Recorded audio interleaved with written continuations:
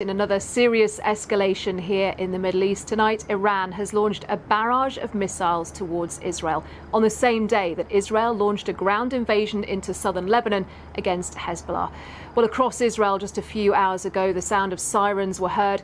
People ran for cover in bomb shelters and the sight of bright flashes and explosions were seen in the sky. Now, Israel has said that the attack will have consequences. Iran has said that if Israel retaliates, its response would be, in its words, crushing and ruinous. Well, the Israel Defense Forces said around 180 missiles were launched towards Israel this evening.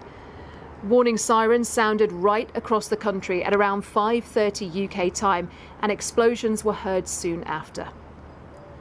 Now, those missiles were fired across huge swathes of Israel, including towards Tel Aviv and Jerusalem.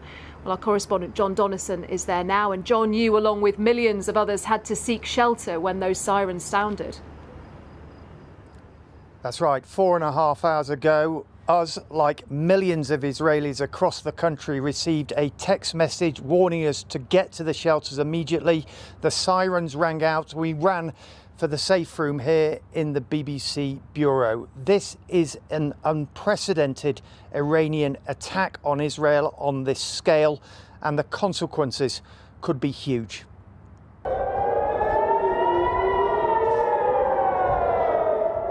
Israel was warned it was coming, but this was Iran's revenge.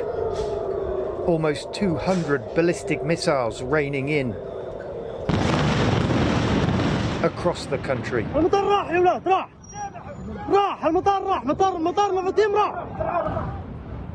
God. Okay guys, we gotta get off the roof. These are coming down right next to us here. As people ran for shelter,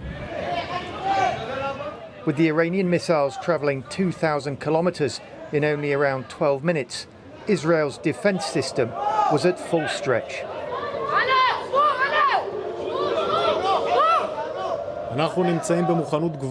We are on high readiness for defence and offence. We will protect the citizens of Israel. This attack will have consequences. We have plans to act at a place and a time of our choosing. This restaurant in Tel Aviv took a direct hit. And this was a school in central Israel. The US said it helped in shooting down some of the missiles. Its intelligence agencies had alerted Israel to an imminent attack. But America says Iran gave no advance warning. The United States military coordinated closely with the Israeli Defense Forces to help defend Israel against this attack. U.S. naval destroyers joined Israeli air defense units in firing interceptors to shoot down inbound missiles.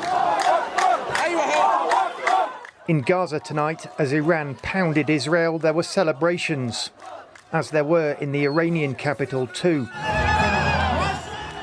Iran had vowed vengeance after Israel assassinated Hassan Nasrallah, the leader of the Iranian-backed Lebanese militia Hezbollah, on Friday. And Israel killed the leader of Hamas, Ismail Haniyeh, on Iranian soil back in July. Meanwhile, this evening in Jaffa, near Tel Aviv, just before the missile attack, Israelis were shot dead in what police say was a terrorist attack. For months now, the world's diplomats have tried to stop the year-long war in Gaza from engulfing the region. They've failed, and after tonight's unprecedented Iranian attacks, Israel is expected to hit back hard. John Donnison, BBC News, Jerusalem. Well, in just a moment, we'll speak to our North America editor, Sarah Smith, because the US has confirmed tonight that its military did assist in shooting down some of those Iranian missiles as they headed towards Israel. But let's return first to John Donnison in Jerusalem. And John, what is the feeling there tonight? Well, look, we knew that Iran was going to seek vengeance, as it put it, for the assassination of Hassan Nasrallah in Lebanon on Friday, and also for Ismail Haniyeh, the Hamas leader, back in the end of July. But, you know, Israel has not had an attack like this from Iran in its history. And the mood of defiance there you heard from Benjamin Netanyahu suggests that Israel is going to respond with force It's another incredibly dangerous moment in a conflict now which has lasted almost exactly a year and is spreading across the Middle East. John, thank you. In Jerusalem. To New York then, and Sarah Smith. Sarah, what has the US reaction been to this attack tonight? Well, we heard from President Biden a few minutes ago, and he said that the attack had been ineffective and defeated, and that he had instructed the US military to assist in Israel's defense. And as we heard, US naval destroyers fired about a dozen interceptors at those Iranian missiles. President Biden and Vice President Harris watched all this happen from the Situation Room. And Mr. Biden also said, make no mistake, he is fully supportive of Israel's security. He said he hasn't spoken to Prime Minister Netanyahu yet, but that he intends to, and they will discuss the consequences for Iran. And other officials here say it's just too early to start discussing what those consequences might be. But you can be sure that America is no longer going to be urging Israel to exercise any restraint in its response. They see this as an entirely different situation, what they're calling a brazen and unacceptable escalation of hostilities in the region from Iran in support of terror groups that it nurtures and supports in the region. So the emphasis here today, quite different actually from how it was yesterday, is very much on what America's calling its ironclad support for Israel's right to defend itself, although they won't say whether or not the US might actually be involved in any of that response and the consequences when that indeed comes. Sarah, thank you. Well, fears are growing about the escalating crisis here in the Middle East. In the early hours of this morning, Israel's military said that its troops had crossed the border into southern Lebanon, and they told people living in more than 25 villages there to evacuate immediately. Well, today it was also revealed that Israeli special forces had operated inside Lebanon dozens of times over the last few months, destroying tunnels and dismantling weapons. Well, we're going to take you to both sides of the border tonight. In just a moment, we'll get the latest from our senior international correspondent, Orla Guerin, who is in the southern Lebanon city of Tyre. But first, our Middle East correspondent, Lucy Williamson, is on the border in northern Israel. Lucy. Well, Anna, tonight, people here in northern Israel were still absorbing the news that Israel had launched that ground incursion into Lebanon across the border here. And today, we were told that Israeli special forces had spent more than 200 nights on the Lebanese side of the border, preparing the ground, finding and destroying Hezbollah targets there. The Iranian missile attack tonight, though, is a real reminder of how widespread, how unpredictable the risks of Israel's wars can be. In northern Israel, it was clear this attack was different. People well used to Hezbollah's rocket attacks, tonight glued to the sky, to their phones. Israel's air defenses tackling Iranian missiles, wave after wave. On the ground along this northern border, a new generation is fighting an old and stubborn war. A limited, targeted ground incursion into Lebanon, the army says, to destroy Hezbollah tunnels and allow Israel's northern residents to return home. 4 more reserve divisions were called up today. You can see the evidence of Israel's ground incursion here, a few miles from the border. Yesterday, there were dozens of tanks lined up in these fields. Now, almost the entire fighting force has gone, and several more armoured vehicles are preparing to move. A military official briefed journalists today that special forces had been operating just inside Lebanon for the past 11 months, destroying tunnels. They showed us the weapons they'd found. With Hezbollah weakened, I asked a spokesman about the appetite to push the group further north. We are acting with a plan to carry out operations in a limited, targeted way close by to the Israeli border between Israel and Lebanon, making sure we remove these immediate threats. I asked if that plan could change. We have many plans on the table. At the moment, we are focusing on removing the immediate threats from close by to the Israeli border. In border towns like Kiryat Shmona, emptied a year ago by fears of a Hamas-style attack, there's strong support for Israel's ground invasion. I am certain that this ground maneuver will bring the residents back safely, and I think it is very, very needed, and that's the answer. That's exactly what we wanted, maybe a bit too late, but better late than never. A day into Israel's invasion, its forces have so far met little resistance on the ground. But Hezbollah remains a powerful enemy, with an even more powerful backer. The risks of this incursion have not yet fully emerged, but in the years since the Hamas attacks, Israel's risk appetite has grown. Lucy Williamson, BBC News, on the Israel-Lebanon border. Well, Lebanon's caretaker Prime Minister Najib Mikati has said today that the country is facing perhaps the most dangerous moment in its history. And around 1 million people here in Lebanon, around 20% of the population, have now been displaced from their homes. Well, our senior international correspondent, Orla Guerin, is in the city of Tyre in southern Lebanon, very close to the area where Israeli troops cross the border. Orla.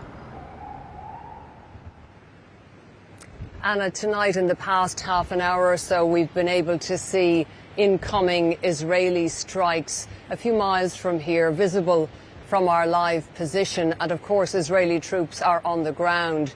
Now, they invaded by crossing the border, which is just about 12 miles from here. Israel is talking about a limited ground invasion, but that's no consolation to many Lebanese. They remember the devastation caused here in 2006, the last time Israel and Hezbollah went to war. And there are many in Lebanon, particularly here in the south, who fear that their country could become another Gaza. The empty road to Tyre. Few were heading to southern Lebanon today. Israel is ordering residents of 27 villages in the area to leave. Inside the city, in the old Christian quarter, some of the wreckage left by a recent Israeli strike. And danger here still. Well, within the last few moments, we've heard the sound of 2 explosions, and it sounds like there are still planes in the air.